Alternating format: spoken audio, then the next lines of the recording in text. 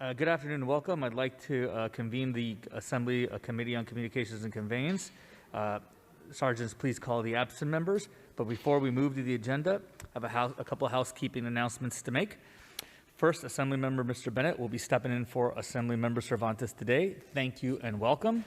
For the public in the room, that is those folks in the chamber today, if any member of the public in the room would like to testify on a bill, please raise your hand. And I will ask you to approach the microphone at the appropriate time. 6 measures on the agenda. The first one is the consent item. Do we have a quorum or no? Okay. Thanks. The consent item is number 5, SB-378 Wessel. As we proceed with the witnesses in public, I want to make sure that everybody understands the Assembly has rules to ensure that we have maintenance, that we maintain order and run an efficient and fair hearing. Testimony is limited to 4 minutes for each side. Any additional witnesses on a measure, please briefly state your name, position, and affiliation, if any, only. And I will ask that for everyone once you're an additional witness. I am convening the Assembly Committee on Communications and Conveyance as a subcommittee until we establish a quorum. And I'd ask Ms. Gonzalez, who is presenting 3 bills, that you may proceed. As a subcommittee, we'll take the votes afterwards. Thank you, Mr. Chair and members. I'm here today first to present SB-556 on behalf of Senator Dodd. SB-556 would bring California into conformance with existing federal and state law seeking to accelerate the deployment of wireless broadband network infrastructure. The COVID-19 pandemic has clearly elevated our understanding that broadband access is essential for participating in every aspect of modern society. SB-556 will address this problem by conforming California law with the 2018 FCC federal regulation in order to expand 5G deployment and contribute to closing the digital divide. The bill requires localities to provide access to their street light and traffic signal poles in order for telecommunication companies to attach their wireless facilities.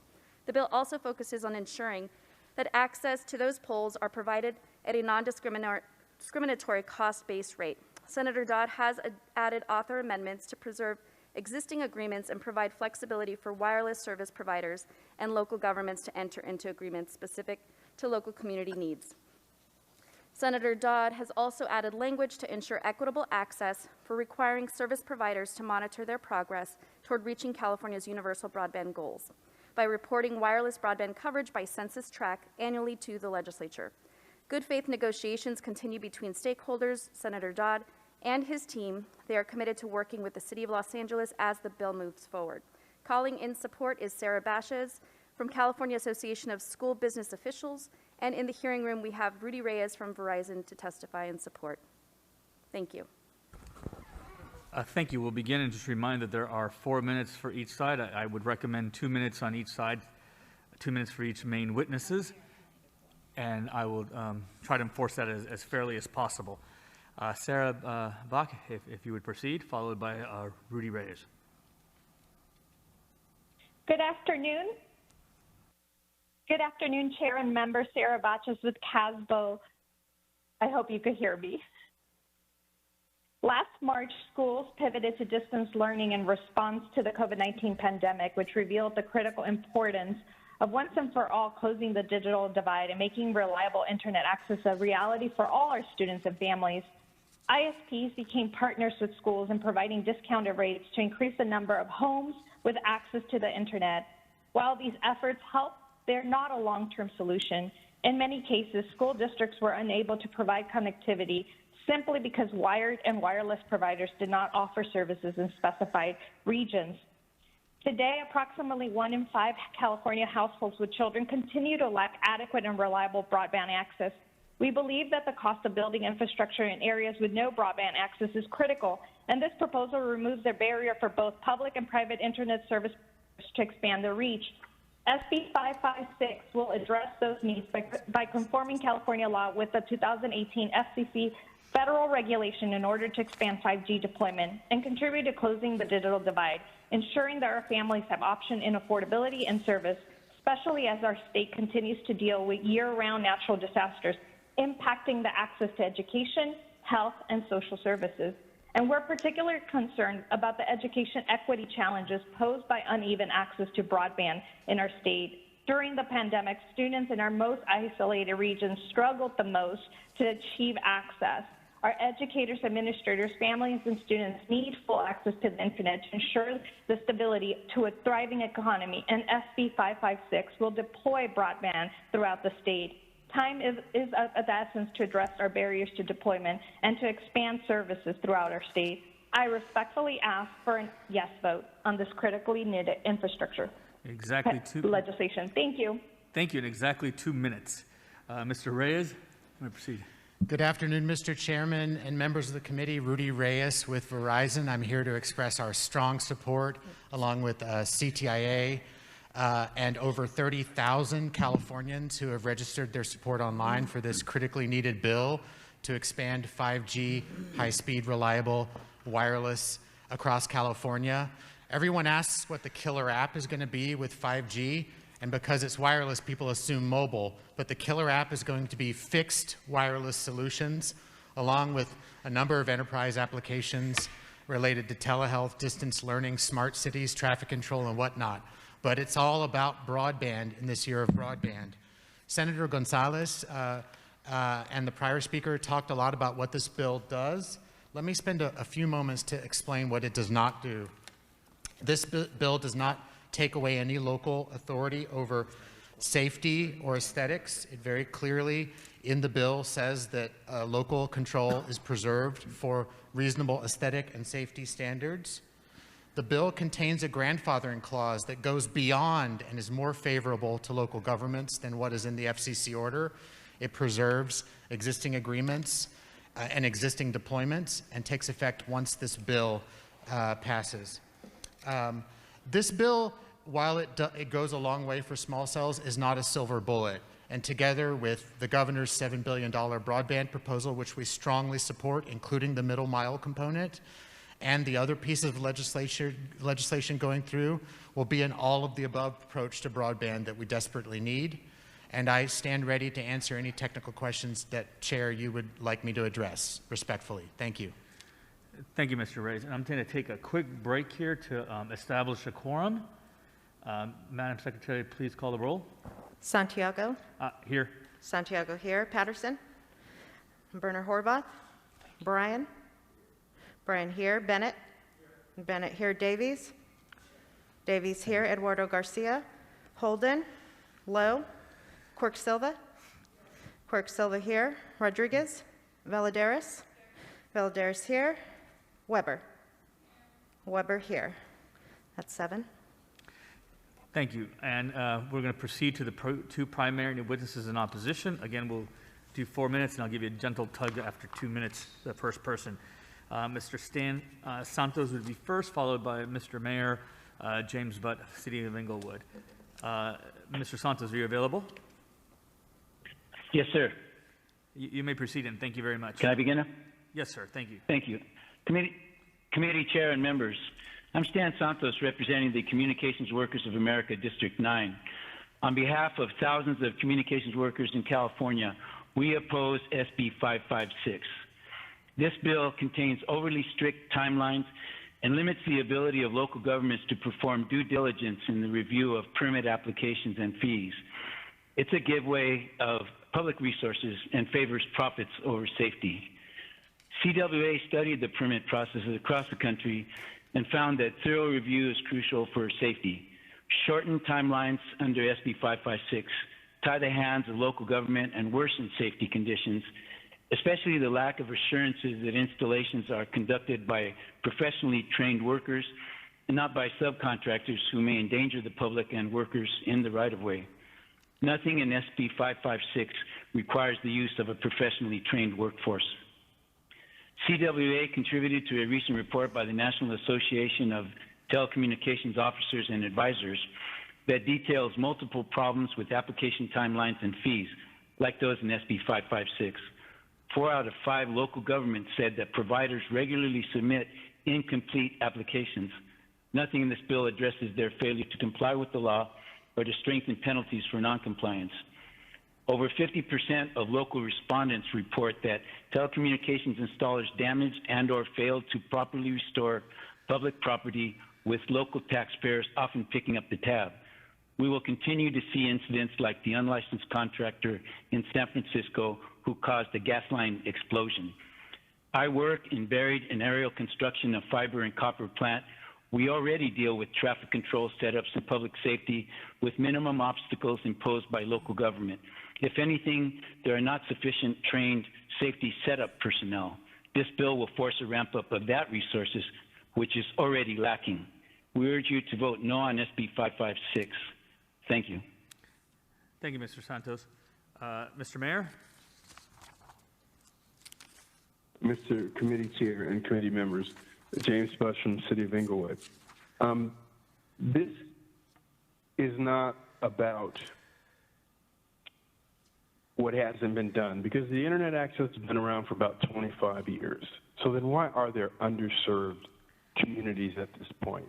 And now why do we have to give away cities' local control of the implementation of 5G? We didn't wait in the City of Inglewood.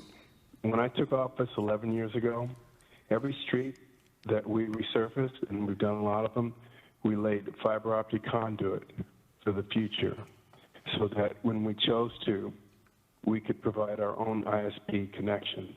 And our city is now completely ringed, and we're in an RFP. We've awarded it to provide broadband access at the city local level. Also, as a member of the chair of Metro, I was able to get Metro to give the South Bay cities a $4.5 million grant to do the same thing for the South Bay. And that system is up and running. Ours will be up and running probably in the next 6 months. We wanted to partner with a major carrier and allow them to use our conduit so they wouldn't have to dig up our streets to implement 5G. But you know what? They didn't want to pay what it was worth. And so to do this, what you're doing is circumventing the aspirations and the ability of cities throughout the state that are committed to working together to close the digital divide, especially in our unserved and underserved communities. We must work now to connect the 2.3 million Californians that have no meaningful access to the internet, while at the same time laying the groundwork for affordability. And that I haven't heard anything about affordability for low-income families and choice for the 15.4 million more who live in the areas. We're running with out of corporate time, Mr. monopolies. Butts. Thank you. All right. Thank But you anyway, very much. I'll close it up. I think that this is a power grab by the ISPs that have spent 15 years providing service to areas where profits exist and ignoring communities that need it the most. Thank you very much. Thank you, and much appreciated all your comments. We'll now move to public comments in opposition of, and I remind you, name, organization, and position only. We're going to start off with the chamber, and I will do both support and opposition just to move this a little bit quicker. We'll start off with the chamber. Name, position only, and organization, sorry.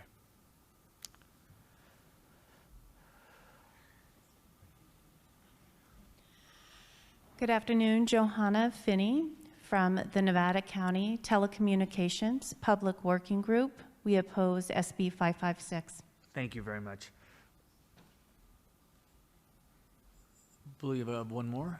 My name is Paul McGavin from a group of 3+ million Californians who know that COVID-19 excuses should not be used to bring back the vetoed SB-649, renamed as SB-556. Name, We organization, and position only. Thank you very much. Sorry, a first and a second motion on the consent file.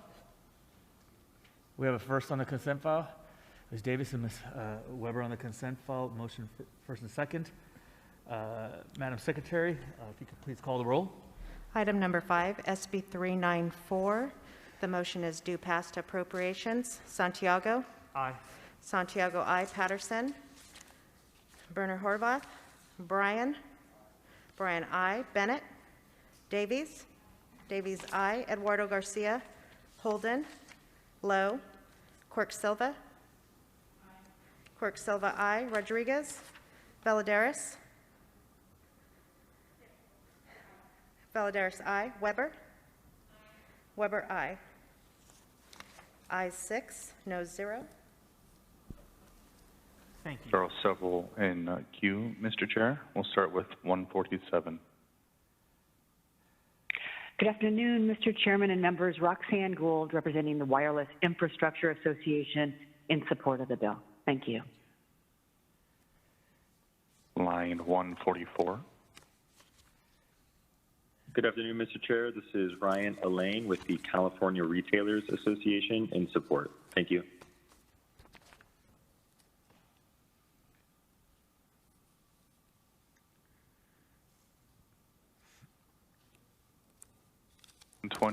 Is your phone on mute? Hello, my name is Giancarlo Rubio with the Valley Industry and Commerce Association, and we strongly support Senate Bill 556.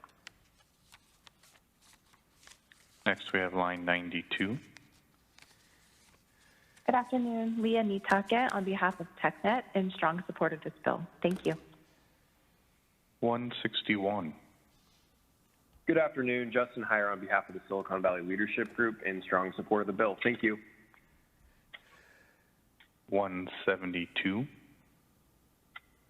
Good afternoon, Mr. Chairman and members. This is Susan Peterson-Lipper with T-Mobile in strong support of the bill.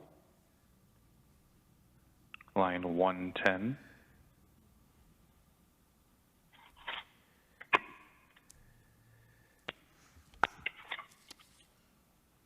Oh, they've removed themselves. We'll go to line 128. Good afternoon, Mr. Chair and committee members. Jonathan Clay on behalf of the City of Encinitas in opposition to SB-556. Thank you. Line 74. Good afternoon. My name is Yvonne Melton on behalf of Communication Workers of America, District 9, and we're in strong opposition to SB-556. Line 127. Good afternoon, Tracy Ryan with the Rural County Representatives of California, and also on behalf of the California State Association of Counties and Urban Counties of California in opposition to 556. Thank you. 118.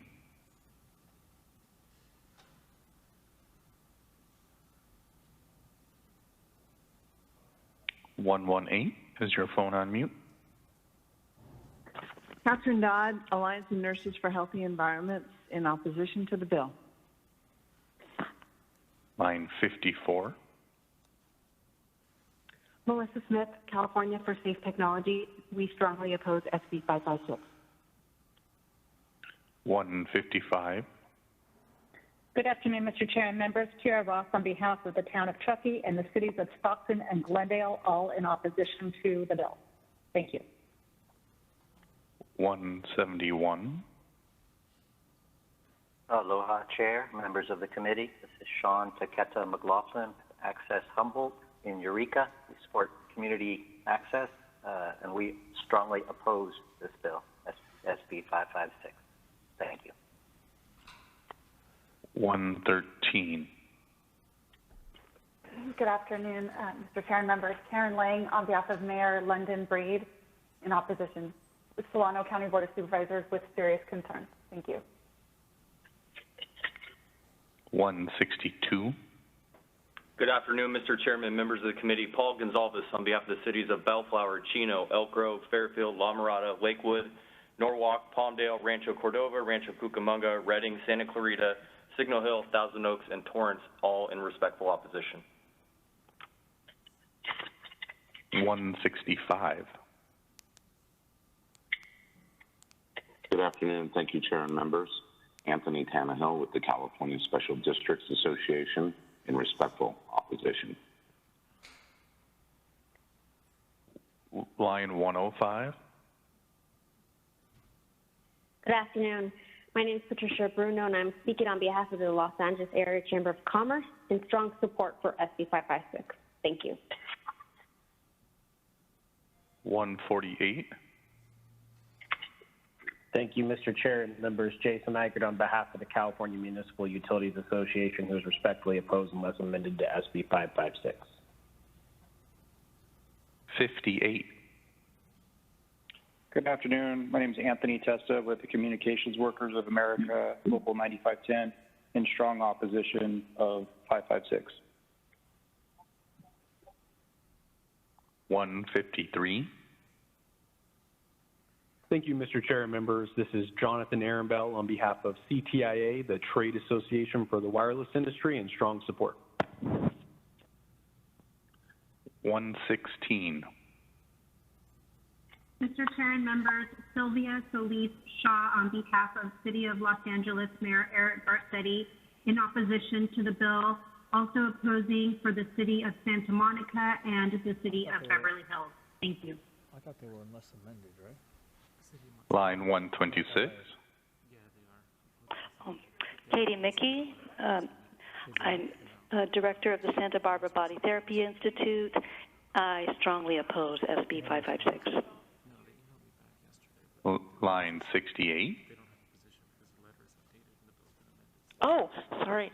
Hi, Liz Barris, Citizens for a Radiation-Free Community.org, the People's Initiative Foundation, American Association for Cell Phone Safety, and citizens who have been given cancer or otherwise physically harmed by being forced to live too close to wireless transmitters. We all strongly oppose.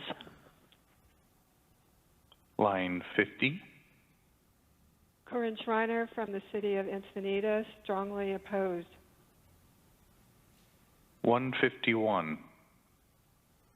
Good afternoon, Chair and members. Kirk Blackburn calling on behalf of the cities of La Cañada, Flint Ridge, and El Centro in opposition.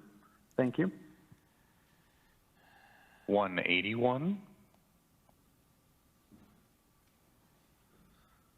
Good afternoon, Chair and members. David Nelson, Director of Policy for the California Asian Pacific Chamber of Commerce, calling in with strong support of SB 556. 103.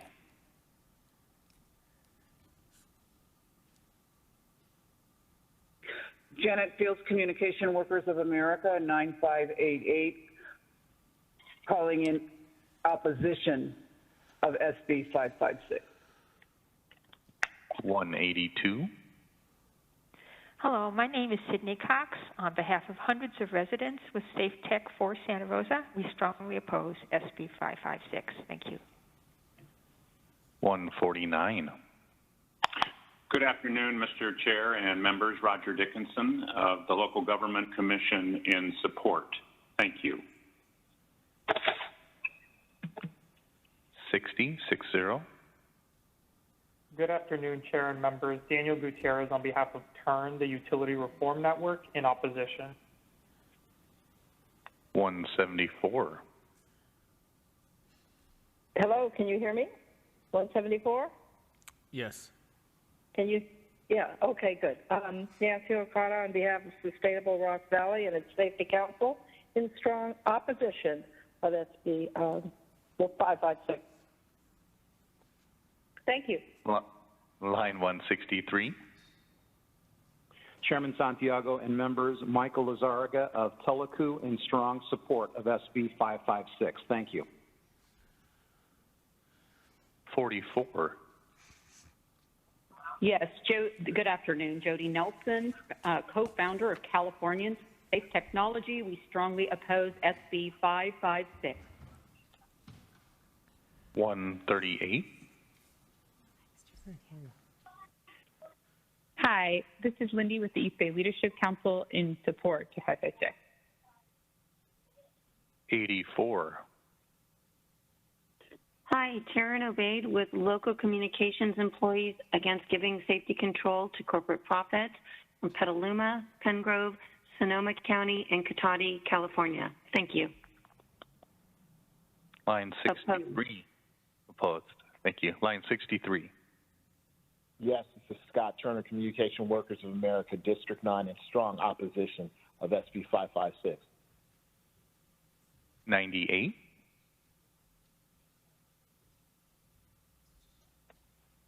Jessica Oakland from Solana Beach in strong opposition of SB 556. 109. This is Tarina Woodson with Communication Workers of America, Local 9400, in strong opposition of SB 556. Line 104. Vicki Sievers, representing the EMF Safety Network with members across California and beyond in strong opposition. Thank you. Line 121.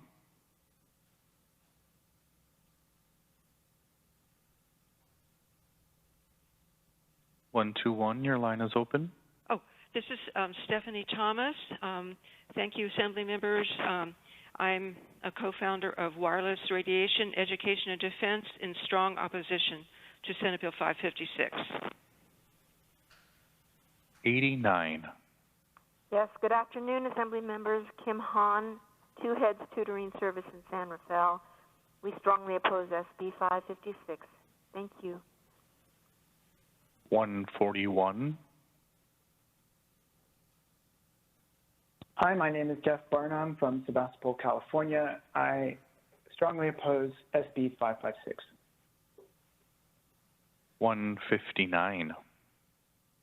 Good afternoon, Mr. Chair and members of the committee. On behalf of the cities of Carlsbad, Corona, Belmont, Redwood City, and Foster City, this is Sharon Gonzalez in opposition to SB 556. Thank you. 59. This is Leslie Weinstock. I represent Safe Technology for Santa Barbara County, Santa Barbara Green Sisters, Sweetwater Collaborative, and Sumanas Retreat, and we strongly oppose. Thank you. 62. Jean Rash, representing the Monterey Vista Neighborhood Association of 1,300 homes in strong opposition to SB 556. Line 53. Hello, my name is Eladio Saldivar. I'm with Local 9421 in Sacramento for Communication Workers of America, and we are strongly opposed to SB 556. 67. Hello, my name is Martin Miller. I'm with Citizens for Safe Technology in Sonoma County. I live in Windsor, California. I strongly oppose SB 556. 112. Hi, my name is Sarah Amanoff, member of United Educators of San Francisco. In writing in a private capacity, I strongly oppose SB 556. 132. Thank you. Matt Stoffer on behalf of the Santa Monica Chamber of Commerce in support. 72. Hi, Lyra Filippini, ex officio on the board of the Bodega Bay Area Chamber of Commerce, a coastal area with very poor connectivity, and I strongly oppose Senate Bill 556. Thank you. 85. Thank you, members and chair. My name is Robert Aaron, representing Children Worldwide and Lake Tahoe for Safe Fiber Optic Technology.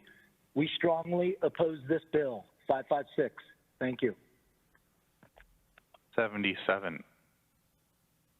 Hi, my name is Andrea Namaste. I'm representing 5G Free California with members up and down the state. We strongly oppose SB 556. 154. Good afternoon. This is Cheryl Matthews. I'm the Executive Director for California for Safe Technology, and I am calling in on behalf of Mayor Tonka and the City Council for Los Altos Hills. We strongly oppose SB 556. Thank you. 69. This is Jonathan Cottrell. I live in Clear Lake, California. I strongly oppose SB 556. Thank you. 123. Yes, my name is Dunn May. I very, very strongly oppose 556.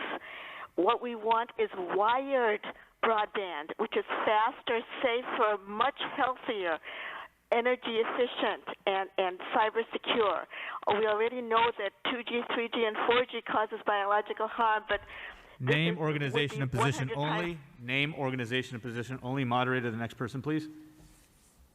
Line 167.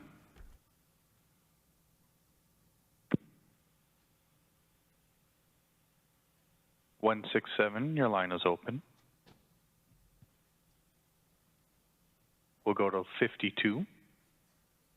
Good afternoon. My name is Cleo Cabral with CWA Local 9408, and we strongly oppose SB-556.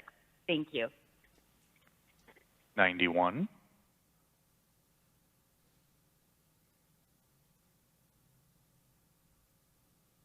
Line 91, are you on mute?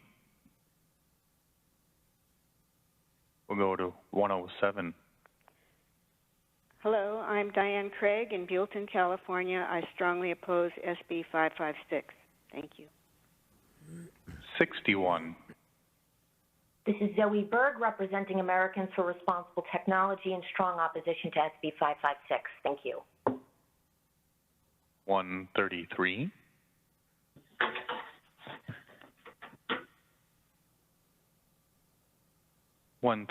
Your line is open.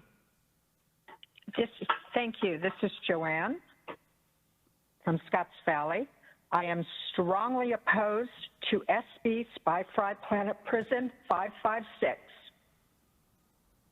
Line 55. Good afternoon. Chris Beauchamp with Communication Workers of America, Local 9511, and we have vehemently opposed 556. Thank you. 75. Hello, this is Carla Campos Ortiz with CWA 9413, and I strongly oppose the bill. 48. Kenyon Johnson, CWA 9003, and we strongly oppose SB 556. Thank you. 64. Hi, this is Connor Medina with Orange County Business Council and strong support of SB 556. Thank you. 100. Good afternoon. This is Jesse Arana with Communication Workers of America and Radiation-Free Neighborhoods and Schools in Chula Vista in strong opposition of SB 556. 101. Dr. Sandra Ross, representing hypersensitive disabled people who need to opt out, desperately oppose. Organization and position only. Name, organization, position only. Moderator, next person. 192. Good afternoon, Mr. Chair. This is Chris Wilson with the Los Angeles County Business Federation. We are in strong support of SB 556. Thank you so much. 187. Chair and members, Nate Solove on behalf of Crown Castle and strong support of the bill. Thank you. 190. Hello, my name is Carrie Stauffer. I live in Redwood City, California, and I strongly oppose SB 556. Thank you. 139. My name is Charlene Hopi, a resident of Los Angeles County, California, and I strongly oppose SB 556. 188. My name is Sarah Jacobson. I'm a constituent in Encinitas District 76. I'm calling in opposition to SB 556. Thank you. 99. Yes, this is David Freund. I represent Stop 5G Carlsbad and all the children, and we completely Name, organization, and position only. Thank you. 194. This is Jenny Miller with Towards an Internet for Living Beings, and we are strongly opposed to SB 556 due to extreme. Name, organization, and position only. Thank you. 195.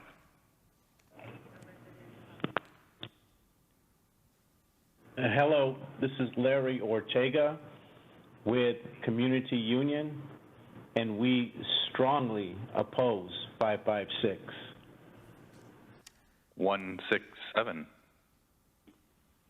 Hello, Constance Anderson, member of Wired, speaking on behalf of the part of the population who suffer from debilitating. Name, organization, and position only. Will be forced out of their homes. Name, organization, position only. Moderator, go to the next person, please. 71. Hello, my name is Helen Sears. I live in Mendocino. I am very, very strongly opposed to SB 556. 91.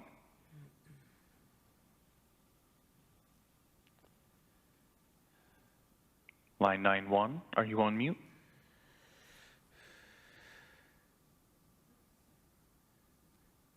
Go to 205. Good afternoon. My name is Anne Odile Thomas. I'm calling from Safe Technology for Santa Barbara, and I represent 400 residents who are strongly opposed to SB 556. Thank you. Line 206. Hi, this is Jennifer Laporta with Safe Technology for Santa Rosa, and I strongly oppose this harmful SB 556. No further lines in queue at this time. Thank you, Mr. Moderator. Now we go to any questions from committee members. Ms. Boehner-Horvath. Well, this time I'll move my mask. Boehner-Horvath. Thank you. Yes, so I had two questions for the author or the sponsor. Can you please walk me through the permitting process, specifically what are the grounds for a reasonable denial from a local government for a permit? And also, what design review standards would a city be able to use? Because I think that is built into the bill, and we heard a lot of opposition from the cities. And I know the author has worked quite extensively to make sure that there is a design review. But if either the presenter or the sponsor could walk us through what that process looks like, I think that would give some assurance to our local government. Sure. And then I have a second question. Madam Senator, how would you prefer that? Oh, Mr. Chair, if I can defer to Mr. Reyes, that would be great. Thank you. Mr. Reyes? Hello, Mr. Chair. Thank you, Senator, and thank you, Assemblymember Horvath. I'm up here for your question. So the bill, as you say, does preserve all local control, all reasonable aesthetic and safety standards. The bill does not micromanage what those are, nor does the FCC. The only limitation on that is that it cannot result in a denial of service. So you can't make the standards so high that it makes it infeasible or impossible to deploy 5G in a city. Does that satisfy your question, or was there a second question? Yes, so the second question, if a city determines, and this is very specific, I just got off the phone with my city about this, that the signal, that a signal intersection, and they want to put a small cell in that signal intersection, my city is particularly concerned that, that the provider would replace the signal with one that doesn't match other signals in the city. Could you comment on that? In case a signal cannot bear the weight of a small cell, is that a grounds for denial, or would a city have purview to design the new signalized intersection poles that needed to go up? With the permission of the chair, I think the answer broadly is yes. There's broad discretion. Again, as long as it's not coercive. But what happens during this make-ready process in the bill is that you ask for permission to go up on the pole. They can say yes or no based on a reasonable basis. And then they tell you if there's any foundation work or any make-ready work or whatever that needs to happen. That is all on the provider's cost to do. So if one of those is to make sure that the new, let's say we do have to replace the foundation and you want to make the traffic signal light like others, that's not a problem. Thank you. Any additional questions from committee members? Ms. Davis. Thank you. Could you please let me know what the procedure is if perhaps the provider doesn't think that the request is permissible? What happens, or reasonable? And Ms. Davis, just because somebody else has their hand up out there, you're asking Mr. Reyes, right? Okay, so I'll have the appropriate person respond. Thank you, Mr. Chair. Thank you, Assembly Member. Typically, the providers try to work it out with the city, right? There's lots of poles available, streetlight poles, traffic signal poles, utility poles. Those are all available sources to attach to wireless infrastructure. So if there's a particular pole that is infeasible to deploy on, then you can choose the next best pole. Did I answer your question, Assembly Member? No. Okay. I'm just, so if you have a provider and the city says, you know what, we don't want this, this is what we want, and it's not being reciprocal, what is the response? I mean, where does it go if you guys can't meet eye to eye? If it is a genuine dispute that we can't Correct. see eye to eye on, Yep. then, our only, the provider's only recourse would be to, take it to the court and say that the city's rules are so stringent that they effectively deny the ability to provide 5G in that city. But that's a very extreme case. Typically, the provider works it out with the city. The city adopts their own design standards, co-location standards, aesthetic standards, and usually works with the providers on them to make sure that they are going to be feasible to deploy. Okay, and I'll just finish up. I'm Yes, sorry.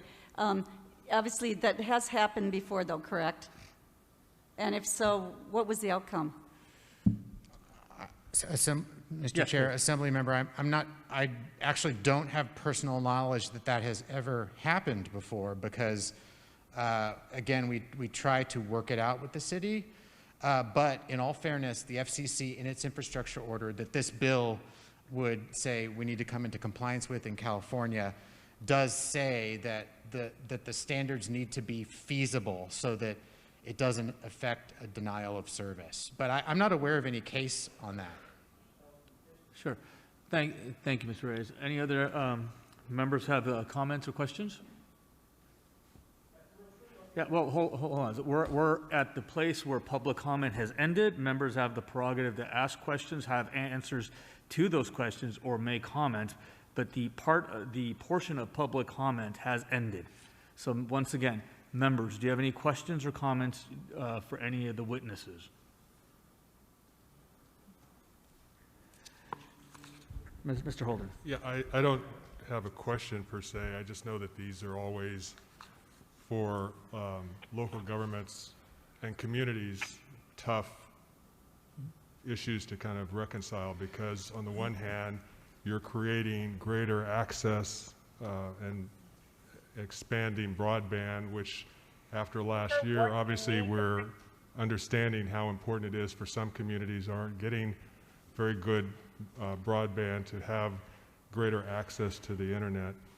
On the other hand, you have communities that are also looking at local control and wanting to make sure that they're not turning away any opportunity to make sure there's a reasonable opportunity to influence how these providers interact with the community and the polls that go up.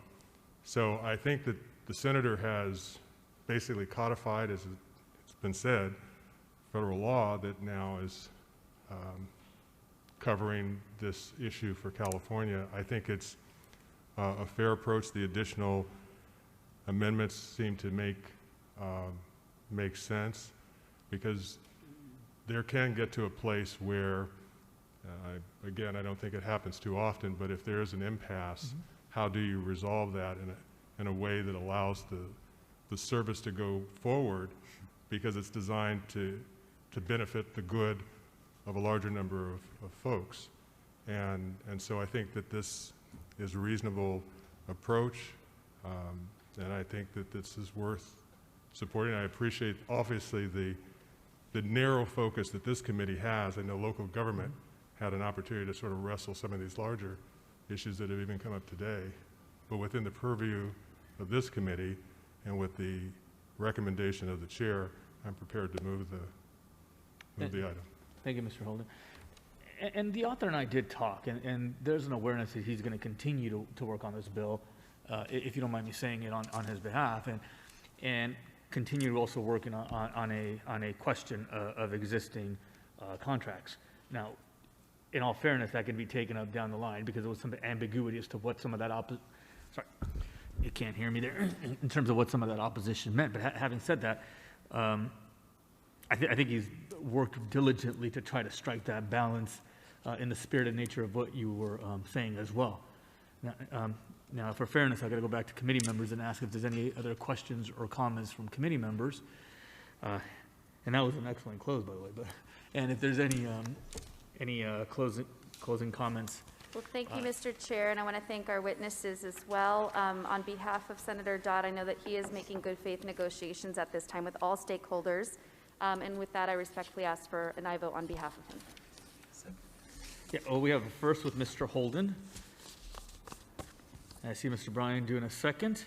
The motion is due passed to appropriations. Madam Secretary, please call the roll.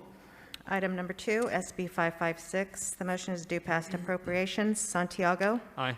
Santiago, aye. Patterson? Berner Horvath? Berner Horvath, aye. Bryan? Bryan, aye. Bennett? Davies? Davies, no. Eduardo Garcia? Holden? Holden, aye. Lowe? Quirk Silva? Quirk Silva, aye. Rodriguez? Valadares? Valadares, aye. Weber? Weber, aye. Ayes 7, noes 1. That bill's on call. Thank you. Senator Gonzalez, would we proceed with item 3, and that would be SB-4 on our side, if you're comfortable with that?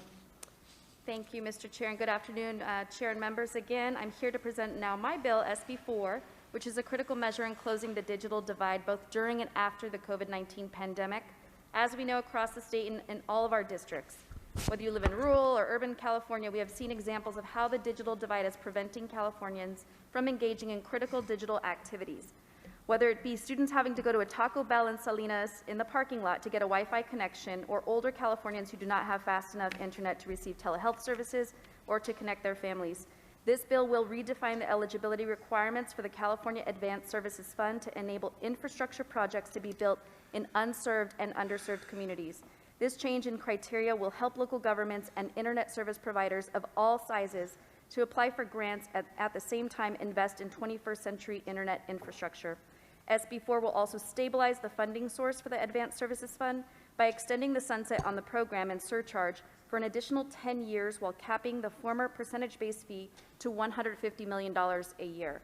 The bill will provide critical funding grants to unserved and underserved communities, as mentioned, to also build high-speed fiber broadband networks at minimum speeds of 100 megabytes per second download and 20 megabytes per second upload, which is currently being reconciled and negotiated bipartisanly at the federal level.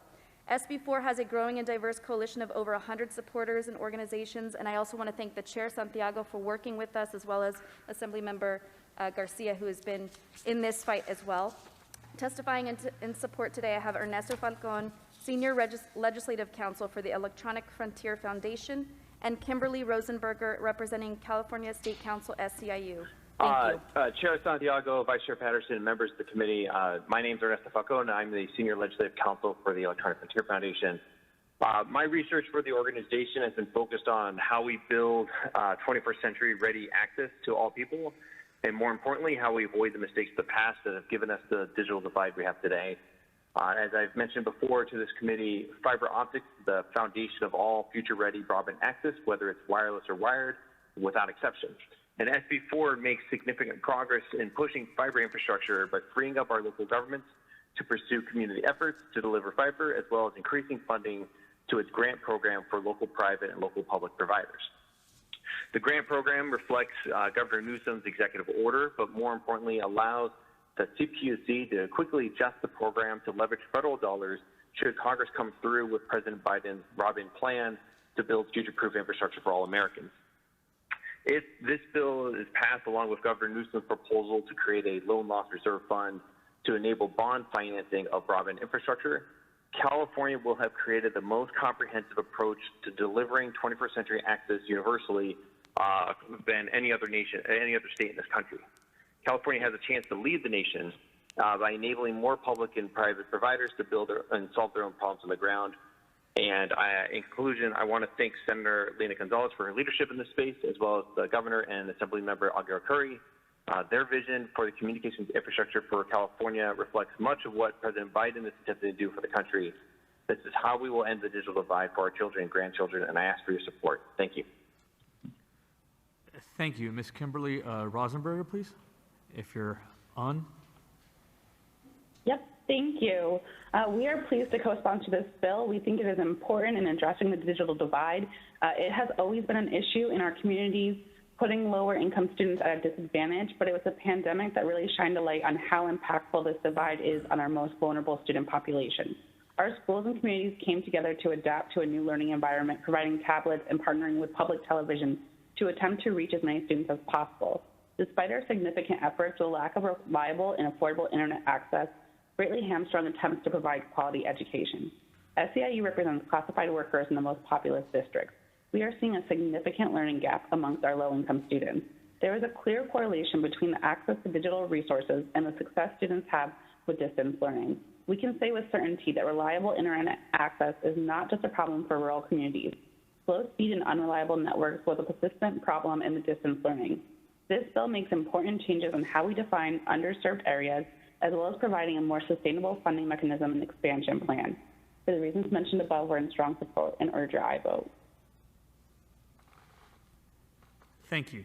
Mr. Moderator, we have one primary witness in opposition testifying by phone, Mr. Dustin Weatherby with the California Taxpayers Association. Are you there? Good afternoon, Chair. Can you hear me? Yes, and I just remind you have 4 minutes on each side. Awesome. Thank you, Mr. Chair. Good afternoon, Chair and members. This is Dustin Weatherby, and I'm a policy advocate at the California Taxpayers Association. Thank you very much. Thank you for providing me the opportunity to speak to you today. Caltax respectfully opposes SB-4 because the bill would increase taxes on phones up to $250 million annually to fund the expansion of broadband projects and the deaf and disabled telephone program. Make no mistake, SB-4 is a significant tax increase. Californians already pay significant taxes on their phone service, and SB-4 makes phone service even more expensive by increasing taxes on a taxpayer's phone bill. By choosing to use a phone bill to act as a tax collection service for new government programs and services, California is choosing to make the cost of a phone less affordable. On average, a typical wireless customer in the state paid more than 23% of their total phone bill in fees, taxes, and surcharges to the federal, state, and local governments in 2020. We also question whether additional revenue is necessary at this time. Now that California will receive funds from the American Rescue Plan Act, which includes funds that are earmarked for broadband infrastructure projects, California should utilize federal funding in the projected $7 billion in additional state funding from the budget for these projects before asking taxpayers for more.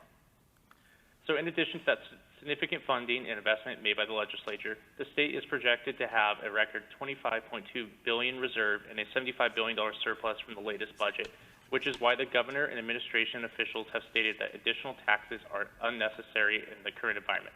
Given these reasons, Caltex must respectfully oppose SB-4. Thank you. Thank you very much. Now we go to any additional support and witness in the chambers, and I was informed we have 2 people in the chamber, and we would do name, organization, and position only. Thank you, Mr. Chair, committee members. Bernie Orozco with the California Cable and Telecommunications Association. We are in support if amended. Thank you. Thank you. I believe we have one more witness.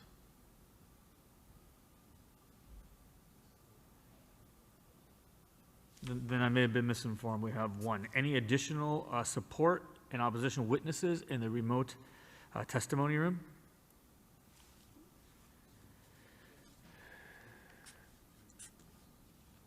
Any additional support or opposition witnesses on the phone, Mr. Moderator?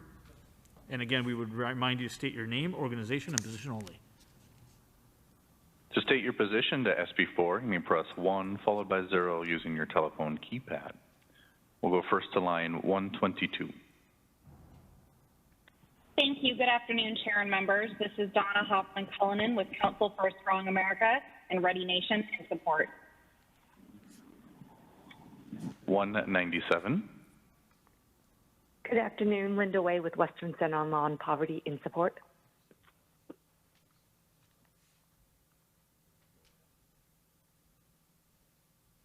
Line 211 to 11. This is Cindy Hillary with California Medical Association in strong support of the bill. Thank you. 110. Good afternoon, Chair and members. This is Damon Conklin with the League of California Cities in support of Senate Bill 4. 113. Good afternoon again, Karen Lang on behalf of the Boards of Supervisors in Butte and Nevada counties in support this afternoon. Thank you. 213. Sarah Batches with the California Association of School Business Officials in support. 214. Ana Alvarado on behalf of the California Edge Coalition in support. I'm going to say I have a long 218. Jonathan Clay on behalf of the County of San Diego and Scripps Health in support of SB-4. Thank you. 221.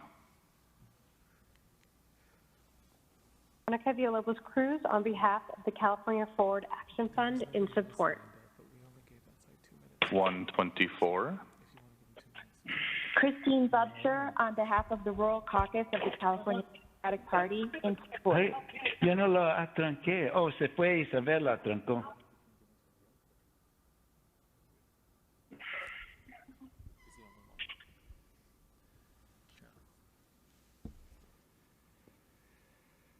Okay, we'll go to line 87. Carolina Abood on behalf of ACLU Cal Action in support. 171.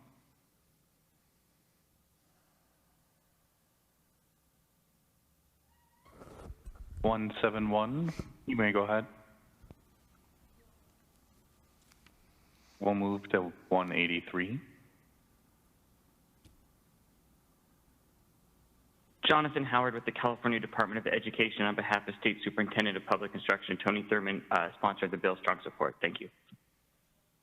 123. Yes, I am only in support of that aspect of it, which would promote wired technology. There are studies that show that... Name, organization, and position only. Mr. Moderator, to the next person. 191. Good afternoon. My name is Kenna Chip. I'm calling on behalf of Disability Rights California. We are in support of this bill. Thank you. 192.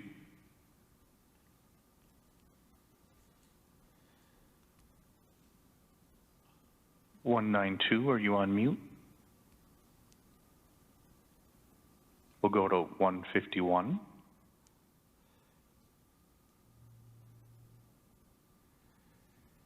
Line 151, 151.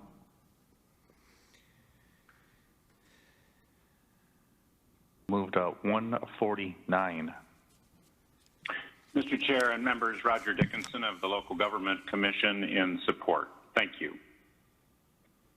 219. Good afternoon, Mr. Chair, members. Ron Rapp speaking on behalf of the California Faculty Association. We are proud co-sponsors of SB-4 and respectfully request your aye vote. Thank you. 115.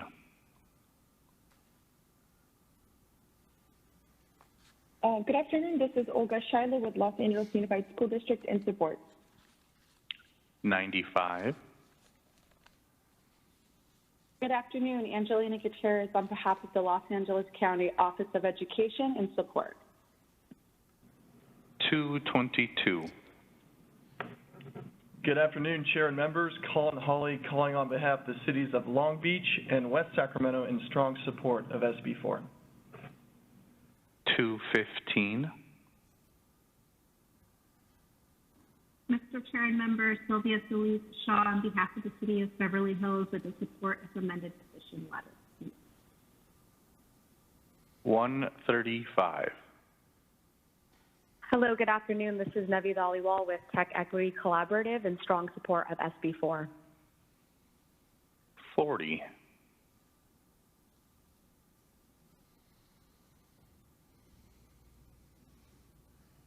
Line 40. Move to 225. Good afternoon, Chair and members. Joshua Dubé on behalf of the Utility Reform Network in support if amended. 171. Aloha, Chair and members. This is Sean Taketa McLaughlin with Access Humboldt in Eureka in support of SB-4. 227. Hi, Tracy Ryan on behalf of the Rural County Representatives of California and the California State Association of Counties in strong support.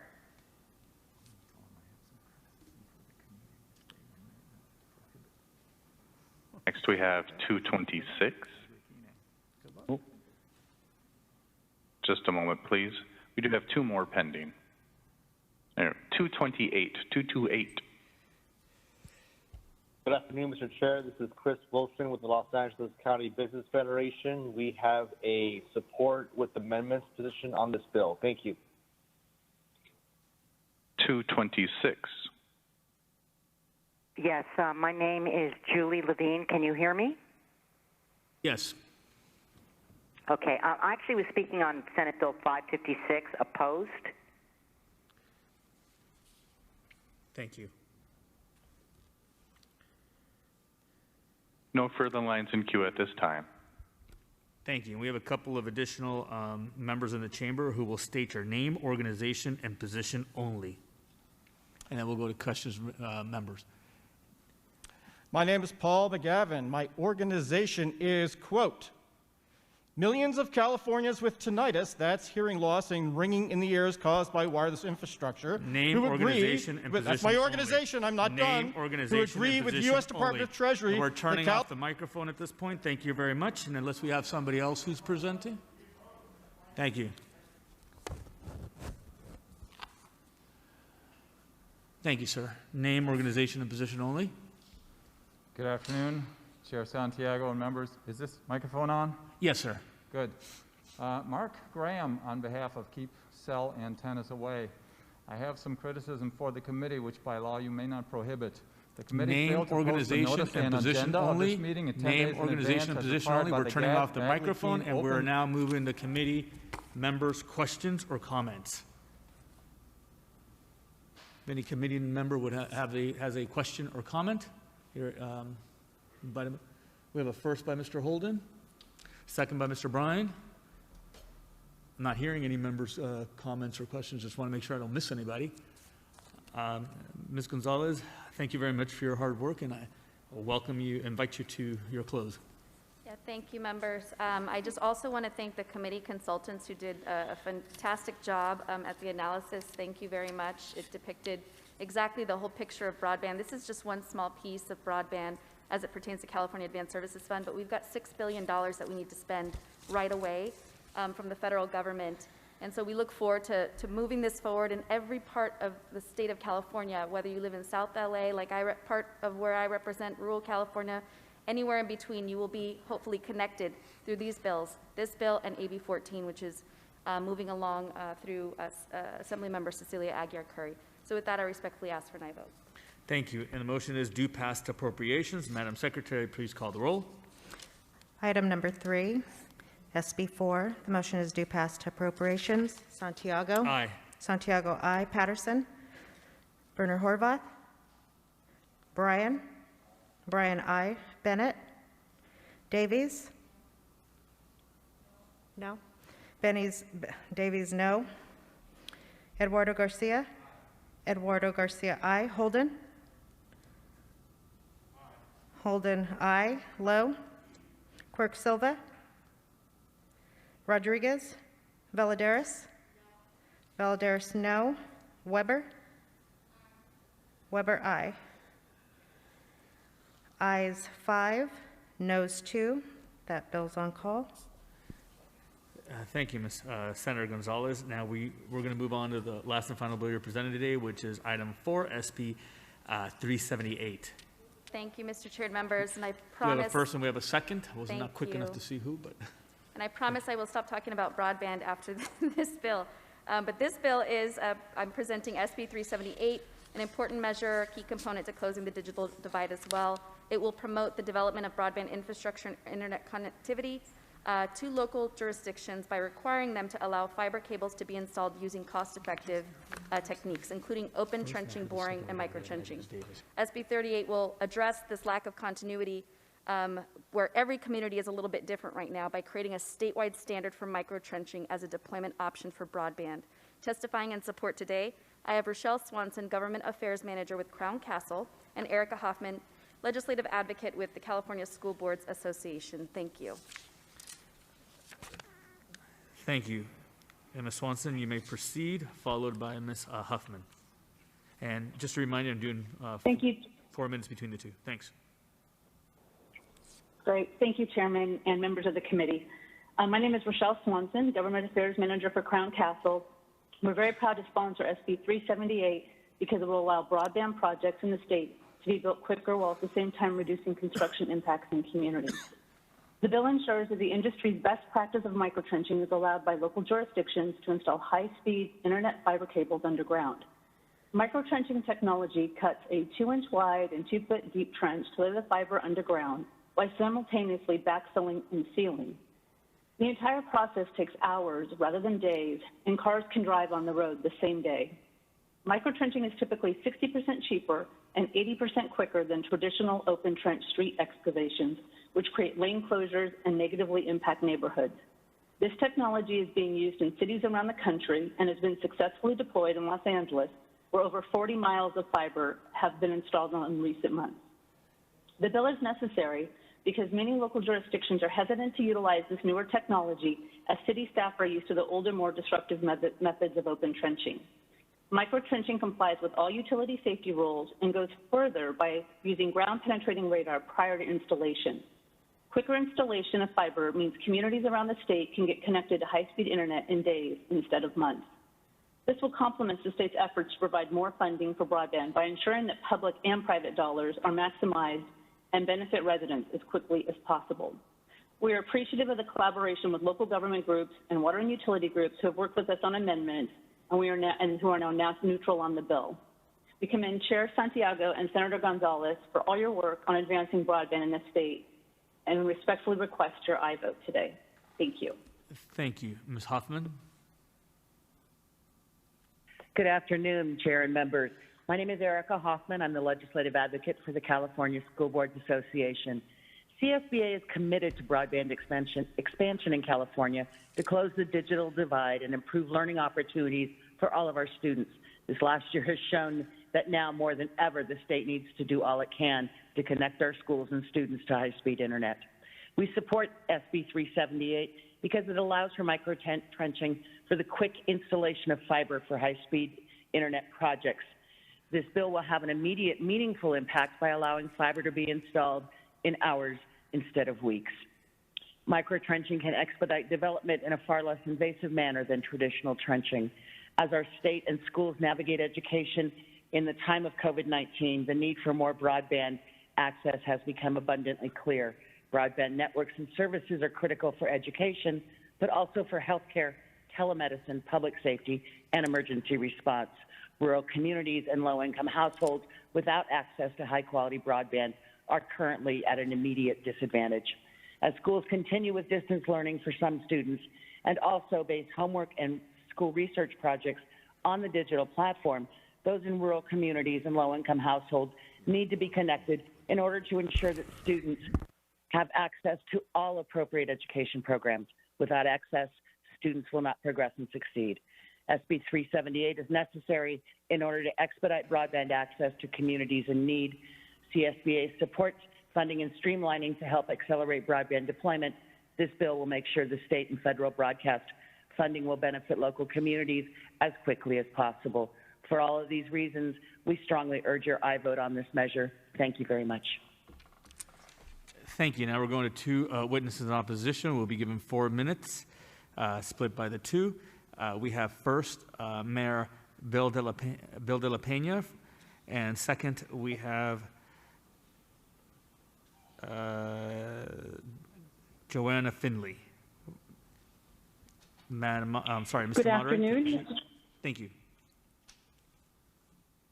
Good afternoon, Mr. Chair and committee members. This is Claudia Bill de la Pena, Mayor of the City of Thousand Oaks, and we respectfully oppose SB 378.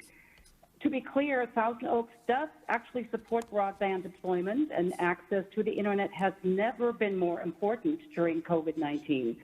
And that's why we already allow broadband providers to microtrench for fiber installation in our local rights-of-way, but it is done at our discretion. While SB 378 would require a local agency to allow microtrenching, it unfortunately takes away our control and authority over our own rights-of-way. Cities should have the police power to regulate the time, place, and manner for handling permits. Now, SB 378 provides for expedited review and processing for applicants, and it authorizes cities to set fees for faster permitting, but it disregards staff capacity to actually expedite the permits.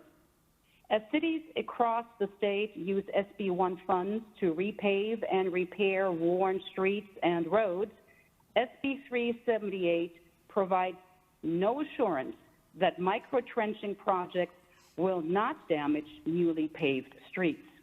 Here in Thousand Oaks, when telecom providers installed underground cable, many of our streets were damaged and we had to sue for repair. Although microtrenching is smaller, we need to be able to work with applicants to control the depth of microtrenching. The obvious concern is that excessive depth could damage underground utilities and cause subsurface cracks that over time could undermine the structural integrity of our paved streets. And for these reasons, we respectfully oppose this bill. Thank you. Thank you very much. And I believe Ms. Finney is in the chamber. Is that accurate? Correct. Thank you, Ms. Finney. You may proceed. Thank you, Chairman. Hello, I'm Johanna Finney. I'm with the Nevada County Telecommunications Public Working Group. I urge you to vote no on SB 378. Despite what the bill's sponsor tells you, microtrenching is not the best practice of the industry. Actually, fiber lateral drilling or boring is the best practice. And this one-size-fits-all approach is ill-advised. Fast and cheap is not always good. Local authority and their intelligent planning must be preserved to choose the manner in which fiber optics shall be laid. Cities still have the police power to regulate the time, place, and manner for handling permits. Excuse me. Boring is often the preferred method, minimizing damage and only requiring restoration at the entry and exit points. SB 378 does not provide for the restoration of the trenched area to its previous condition and does not require the applicants to pay for this restoration. Louisville, Kentucky's disastrous Schuylkill fiber optics microtrenching project is a clear harbinger for California. The sealant didn't perform well. The cables came out of the trenches to lay exposed in the streets. Local authorities spent precious time and energy removing fiber cable and sealant from roads, milling and paving to restore walkways and road systems, and removing above-ground infrastructure. What's going to happen when thousands of miles of conduit, only a few inches underground, is exposed to flooding, fire damage, and vehicle traffic throughout California?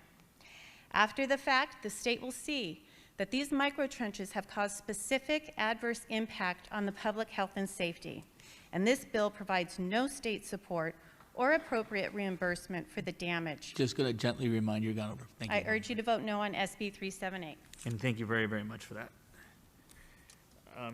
Now we'll move to public comments.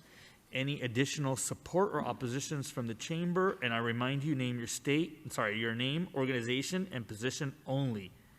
Once again, your name, organization, and position only. And we're going to begin at the chamber if there are any. Thank you, Mr. Chair. Todd Bloomstein for the Southern California Contractors Association. We do have a brief handout that I've given to the sergeants to demonstrate the issue. Thank you so much. Thank you. Any additional witnesses in the chamber? State your name, organization, and position only. Good afternoon, Chair Santiago and members. Mark Graham on behalf of Keep Cell Antennas Away. I have some criticism for this committee, which by law you must not prohibit. The name, organization, and position only. Bagley Key. Name, organization, and position only. We'll turn off that mic. Any additional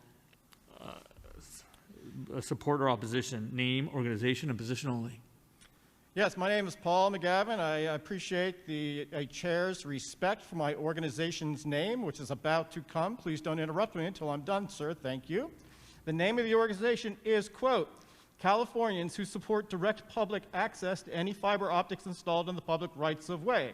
We oppose the cheap microtrenching bill, SB 378. Thank you. Thank you very much. Appreciate that.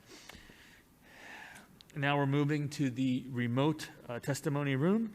Any additional support and opposition witnesses, if there are any there? Mr. Moderator, if there are any additional support or opposition witnesses on the phone? Thank you. You may press 1 followed by 0 to state your position on this bill. That's SB 378, 1 and then 0. We'll go first to line 211. Please go ahead. This is Cindy Hillary on behalf of the California Medical Association in strong support of the bill. Thank you. 232. Good afternoon, Justin Heyer with the Silicon Valley Leadership Group, and we are proud to support the bill. Thank you. 236. Sylvia Solis Shaw on behalf of the City of Beverly Hills in opposition. Thank you. 171. Aloha, this is Sean Taketa McLaughlin with Access Humboldt in Eureka, and we oppose any move to take away local control. Thank you. 68. Oh, I'm sorry. Hi, this is Liz Barris, Citizens for RadiationFreeCommunity.org, People's Initiative Foundation, American Association for Cell Phone Safety, and citizens who have been given cancer or otherwise harmed by wireless radiation-emitting antennas. We strongly oppose this bill. Thank you. 167. Hello, this is Constance Anderson, member of Wired, in strong opposition to this bill. Thank you. Thank you. 228. Mr. Chair and members, this is Chris Wilson with the Los Angeles County Business Federation. We are in support of SB 378. Thank you. Thank you.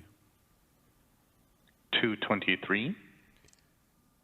Hi, this is Marvin Dion on behalf of Common Sense Media in support of this, and I'd like to register my support for SB4 as well. Thank you. 234.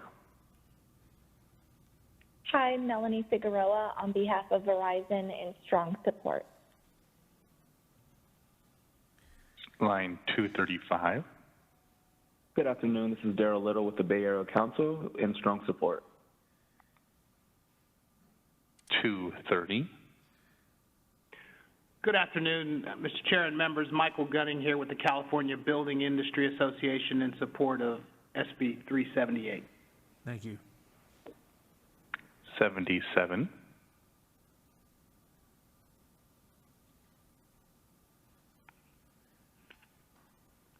Line 77, your line is open. Andrea Namaste, representing 5G Free California, strongly opposed. 133.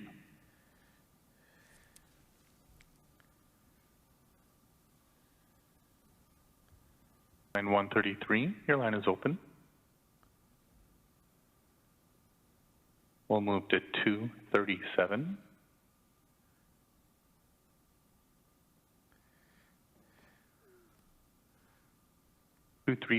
Your line is open. With that, there are no further lines in queue. Thank you, Mr. Moderator. And I'd invite any committee questions or, yes? Yes, a question for the author.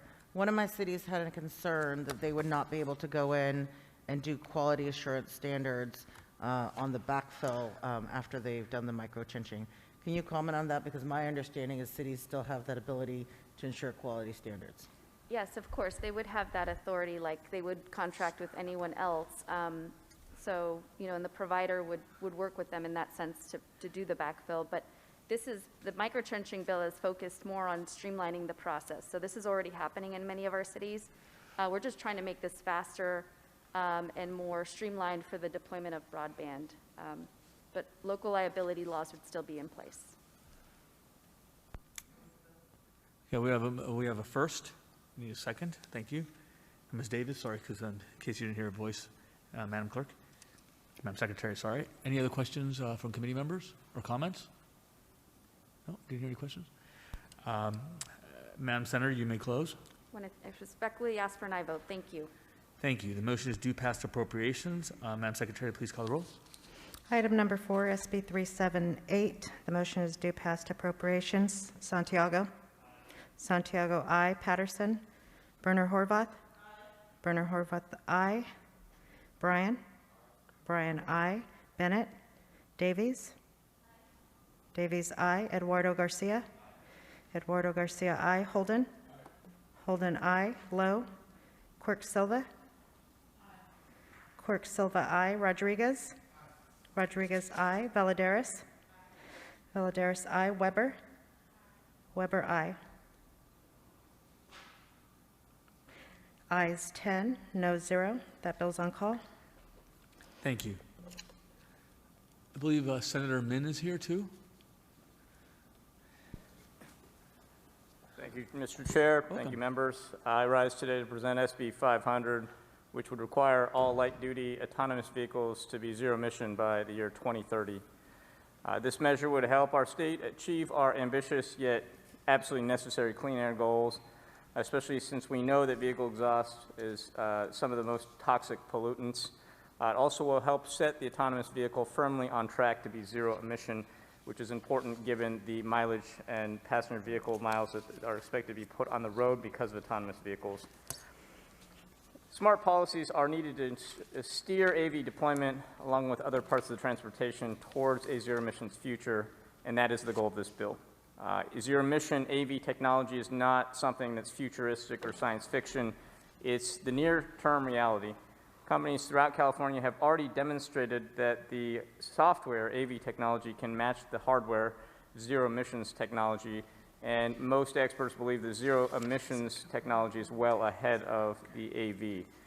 It's a good precedent to set before AVs are put to widespread use, and this measure is supported by a broad coalition of environmental, public health, and labor groups. Autonomous vehicles may be able to drive themselves, but let's make sure that we in this legislature steer them in the right direction. With me on the line to testify today, I have Elizabeth Irvin, Senior Transportation Analyst for the Union of Concerned Scientists, and Nadia Anderson, Senior Government Manager for Cruise. Thank you. I'm going to proceed. Because there's two, we're doing 4 minutes, and I'll gently remind everybody at the 2-minute mark. Thank you. Ms. Irwin? Good morning, or good afternoon, Chair Santiago and committee members. My name is Elizabeth Irvin. I'm a Senior Transportation Analyst with the Union of Concerned Scientists. UCS is the nation's leading science-based nonprofit, putting rigorous, independent science to work to solve our nation's and planet's most pressing problems. On behalf of UCS's 44,000-plus supporters in California, I'm pleased to have the opportunity to speak to the committee today in support of SB 500, which would require automated vehicles to be deployed as zero-emission vehicles. There's an expert consensus that electrifying AVs is one of the essential components to ensuring that they're a sustainable part of our transportation system. For example, research from UC Davis found that personally owned AVs are likely to significantly increase vehicle miles traveled, with a large portion of those miles coming with no passengers in the vehicle, and that AVs are likely to shift people away from lower emission modes. UCS research found the potential for AVs to increase emissions and air pollution even in a scenario where policies encourage pooling and transit. Our research also found that negative impacts, congestion and air pollution, were likely to happen disproportionately in communities already experiencing environmental injustices. We can also learn from the rapid deployment of ride-hailing, which UCS and CARB have found to increase emissions compared to personal cars. According to UCS analysis, the average ride-hailing trip is 69% more polluting than the trips they replace. These reports and others highlight the need to deploy AVs as ZEVs in order to mitigate emissions impacts as part of a broader strategy to reduce emissions from transportation. The overall direction of California policy is clear. We're moving toward a zero-emission transportation system, and emerging technologies like automated vehicles should be leading the way. This bill is consistent with other government actions, such as the executive orders requiring transition to ZEVs in cars and passenger trucks, CalSTA's draft framework, which lists deployment of zero-emission AVs as part of its first guiding principle, and the Clean Mile Standard approved by CARB that requires ride-hailing vehicles to transition to ZEVs. The Clean Mile Standard regulates a segment, but not all AVs. Companies are already deploying. Thank you. Thank you for the opportunity to speak today, and we respectfully ask you to vote in favor of SB 500. Thank you. Ms. Anderson, please. Good afternoon, Chair Santiago and respected committee members. Thank you for your time today. My name is Nadia Anderson, and I'm a member of Cruise's Government Affairs team, and I'm here today to express our strong support for SB 500. Cruise is a zero-emission, self-driving technology company with a mission to bring the world's most advanced autonomous vehicles to safely connect people to the places, things, and experiences they care about. We were founded on the premise that transportation, as it exists today, is fundamentally flawed, and if we're to meet the state's environmental goals, we need more zero-emission vehicles on the road. As you all know, transportation is one of the biggest contributors to air pollution, and that the harmful health and economic impacts related to climate crisis are visible in our communities today. We believe that decarbonizing transportation, along with the widespread electrification, are necessary for mitigating these negative consequences. At Cruise, we're actively supporting the clean transportation revolution. Our vehicles have been zero emissions since day one, and in California have been powered by 100% renewable energy generated right here in our home state since 2019. We are proud to stand with a broad coalition, including environmental and labor groups, and several of our peers in the AV industry to urge your support of this bill.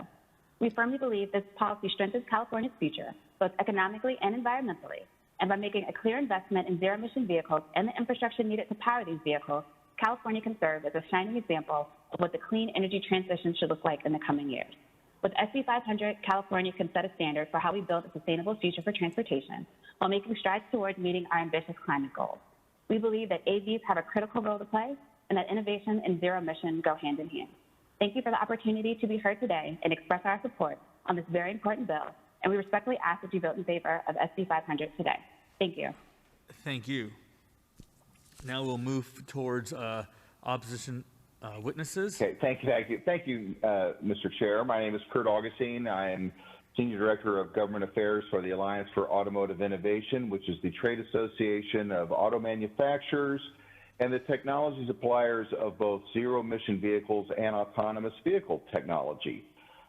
We appreciate the previous amendments made by the Senator to the bill, but we still are opposed to this bill regarding the mandate on that. Ironically, despite the previous testimony, our view is that this is inconsistent with state law, state regulations, and state policy. It is not clear to us why there should be separate standards for emissions based on a vehicle on who is operating or driving the vehicle. To us, it is arbitrary, and there has been no real-world rationale distributed to why the 50 years of regulatory process the state of California, the Air Resources Board, has regulated the auto industry on emissions should not continue, and why, again, it should only be divided who's driving the vehicle. We also believe that it has the potential of limiting options. If a autonomous vehicle manufacturer has developed a vehicle and it is driven by a gasoline-powered engine that is legally driven in the state of California under Air Resources Board options, but suddenly would not be able to drive this vehicle and sell it within 9 short years, we don't understand that. Again, we believe the two major problems with this, it sets a separate standard for vehicles, and it also limits the value and the promise of autonomy that can happen for those who have mobility options, including the elderly and the disabled, and we respectfully would request a no vote on this bill. Thank you very much. Thank you, Mr. Augustine. We will move to public comments. I will remind you that state your name, organization, and position only, and we'll begin with those witnesses in the chamber if there are any.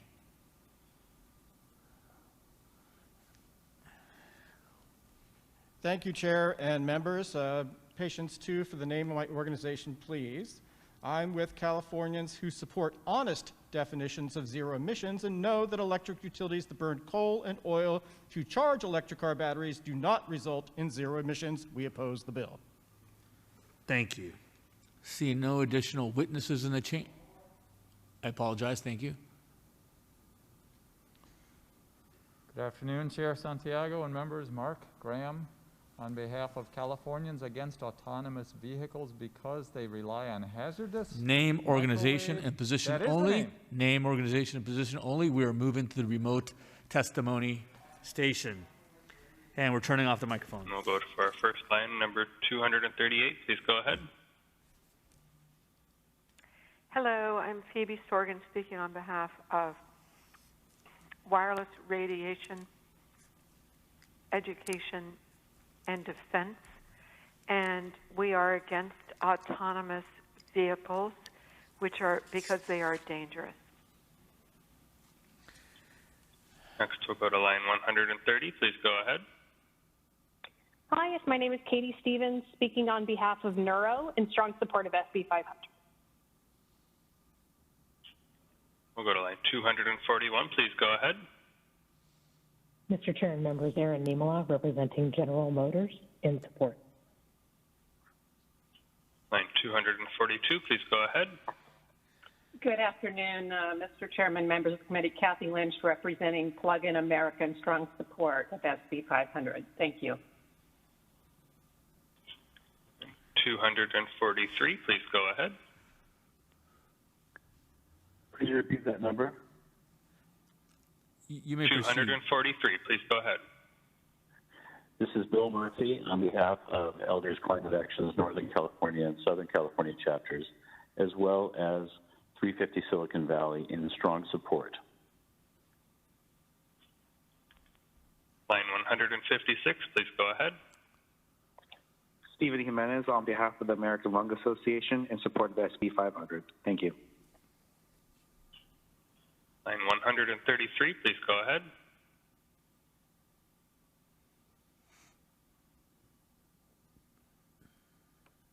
Line 133, your line is open. Please go ahead.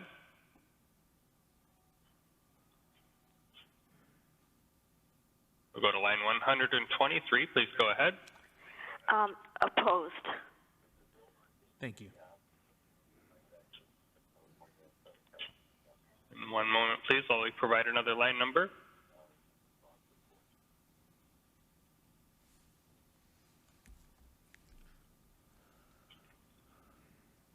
Line 244, your line is open.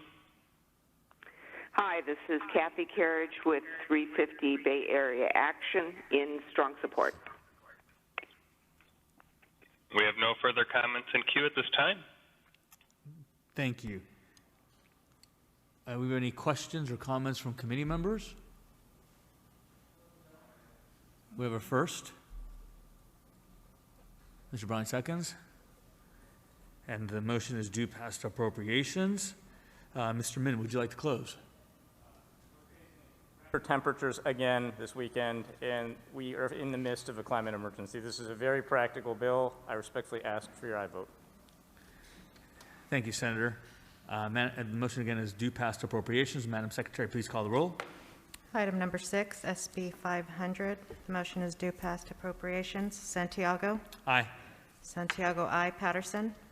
Werner Horvath? Aye. Werner Horvath, aye. Bryan? Bryan, aye. Bennett?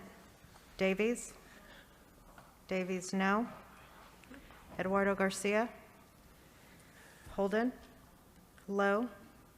Quirk Silva? Quirk Silva, aye. Rodriguez? Rodriguez, aye. Valadares? Valadares, no. Weber? Weber, aye. Ayes 6, noes 2. That bill's on call. Thank you. Now we'll proceed to item 1, SB-66. Mr. Allen? We have first a second. Ms. Davis, Mr. Bryan? All right. Thank you, Mr. Chair. Members, this is a bill that we just heard about, Senator Min's bill about autonomous vehicles. The question is, are we really prepared for the influx of autonomous vehicles on every level? Are we prepared on the planning side? Are we prepared on the environmental side?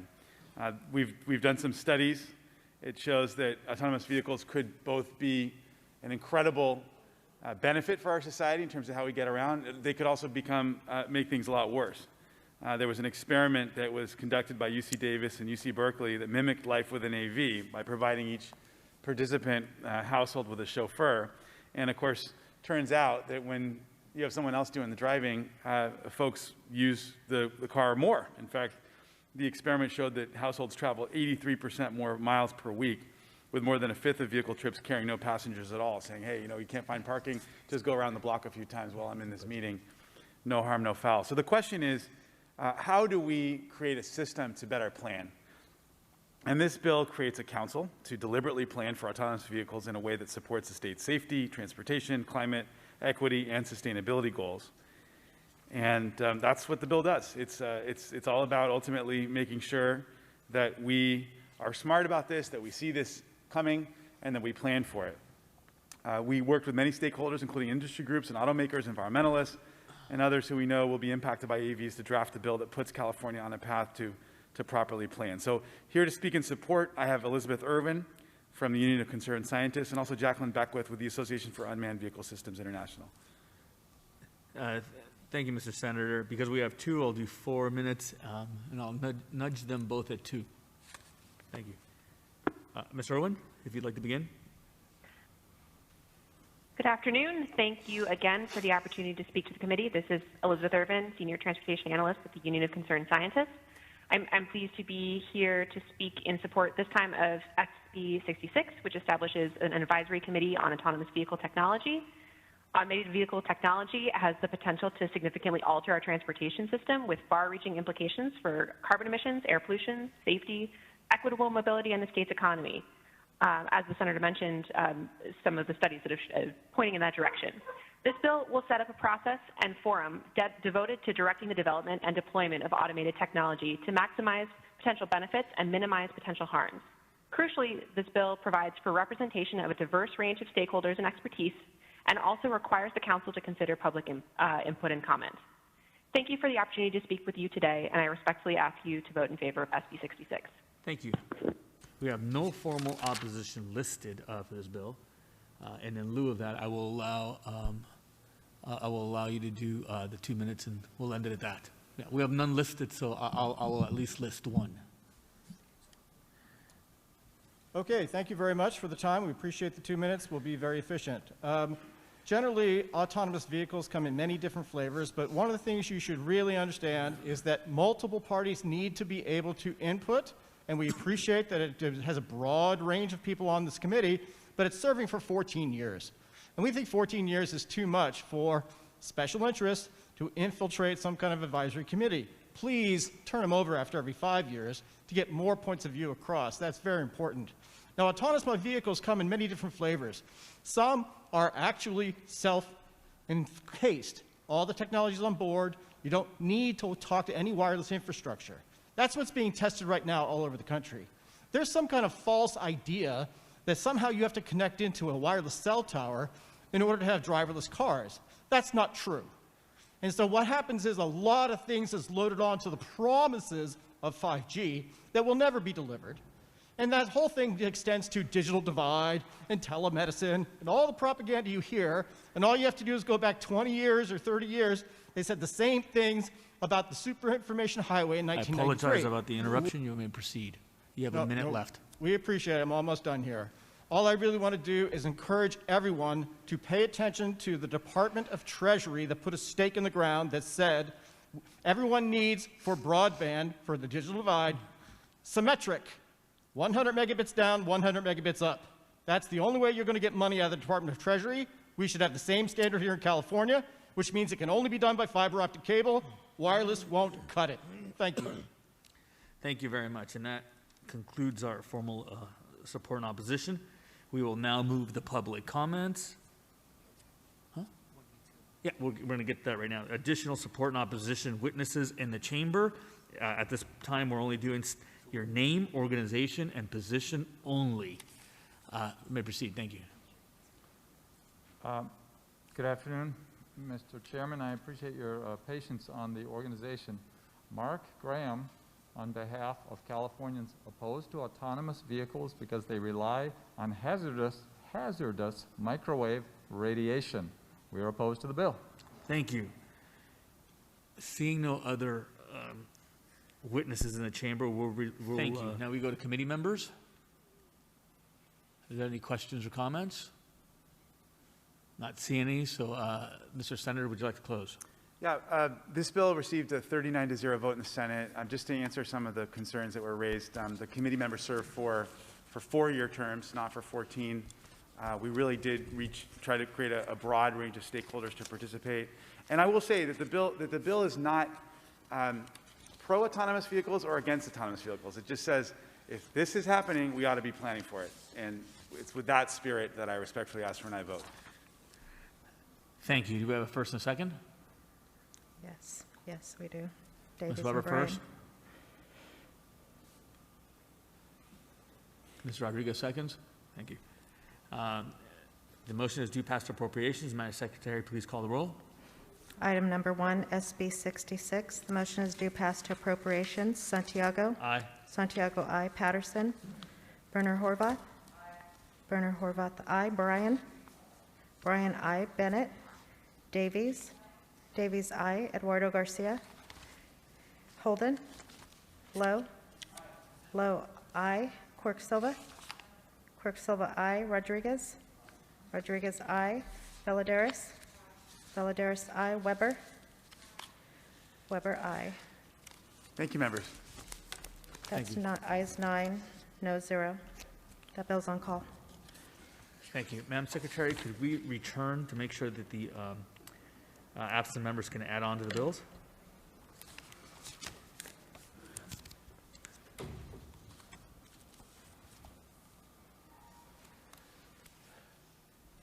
And if the sergeants could call the absent members in the meantime.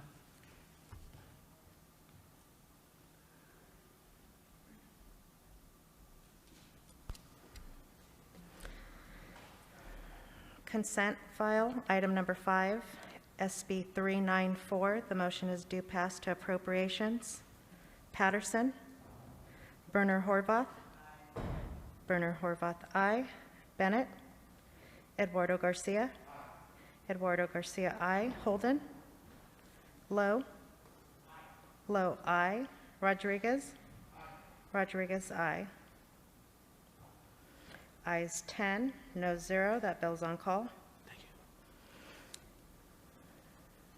Item number 1, SB-66. The motion is due past to appropriations. Patterson? Bennett? Eduardo Garcia?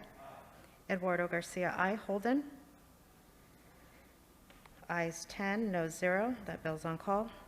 Item number 2, SB-556. The motion is due past to appropriations. Patterson? Bennett? Eduardo Garcia? Eduardo Garcia, aye. Lowe? Lowe, aye. Ayes 9, noes 1. That bill's on call. Item number 3, SB-4. The motion is due past to appropriations. Patterson? Berner Horvath?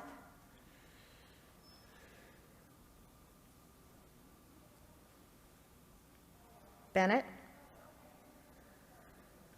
Lowe? Lowe, aye. Quirk Silva? Quirk Silva, aye. Rodriguez? Rodriguez, aye. Ayes 8, noes 2. That bill's on call. Item number 4, SB-378. The motion is due past to appropriations. Patterson? Bennett? Lowe?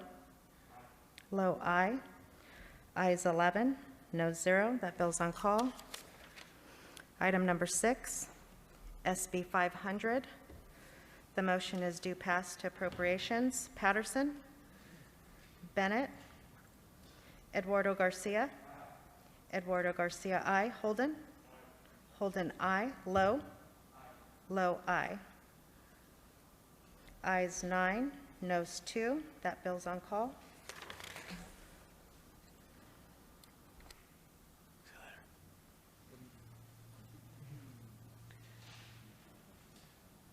We're still waiting for no, Mr. Patterson.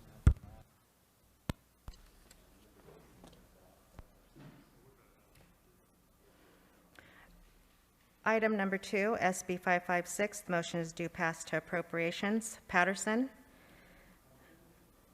Aye. Patterson, aye. Bennett?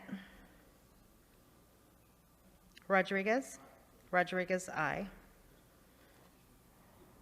Ayes 11, no 0. That bill's on call.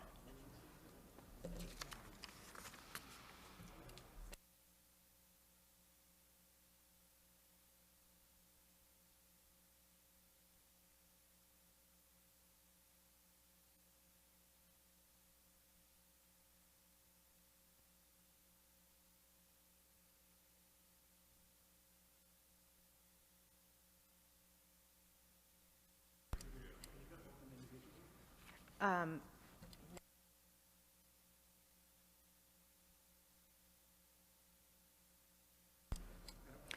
consent item file, item number 5, SB 394, the motion is due pass to appropriations. Patterson? The consent, SB 394. Patterson, aye. Bennett? Holden? Holden, aye.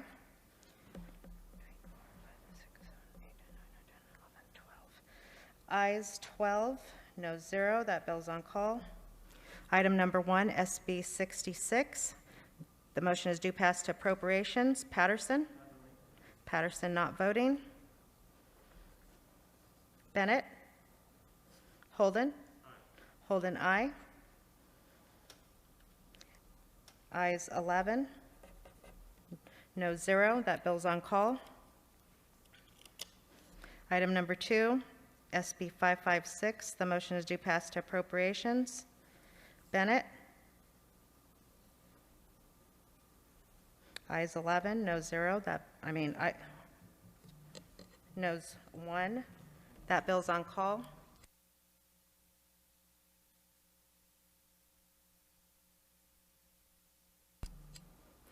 Item number 3, SB4. The motion is due pass to appropriations. Patterson? No. Patterson, no. Berner Horvath? Bennett? Ayes 8, noes 3. That bill's on call. Item number 4, SB 378. The motion is due pass to appropriations. Patterson? Aye. Patterson, aye. Bennett? Ayes 12, no 0. That bill's on call. Item number 6, SB 500. The motion is due pass to appropriations. Patterson? No. Patterson, no. Bennett? Ayes 9, noes 3. That bill's on call.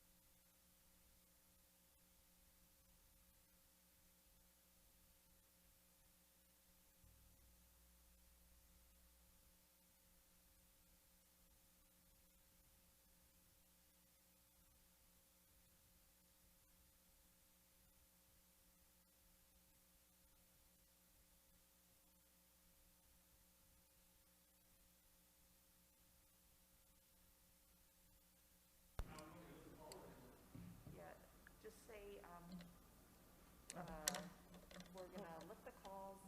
Secretary, please call the final vote tallies. And then after that, we can adjourn. Yep.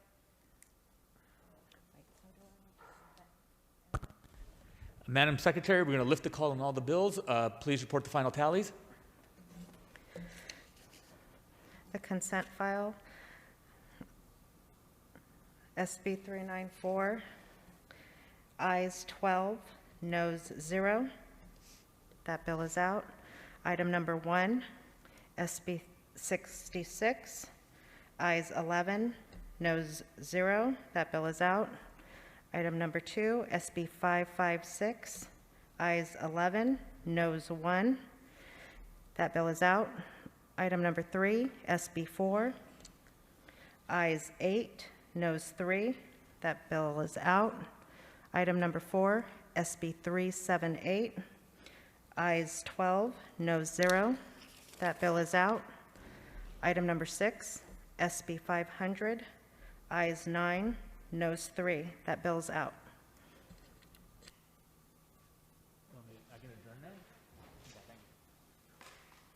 And we adjourn the meeting.